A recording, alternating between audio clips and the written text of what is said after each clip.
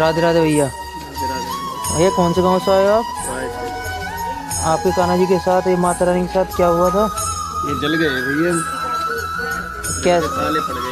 कैसा लगा तुम्हें हमारा काम? बहुत टॉप का, सही लगे, कान्हा जी बढ़िया बने, श्रृंगार आप क्या कहना चाहोगे हमारी दुकान के बारे में और मेकअप के बारे में? मेकअप बढ़िया होता है जी, आपकी दुकान पे आते हैं, आपकी दुकान पे जाना चाहिए। चलिए धन्यवाद।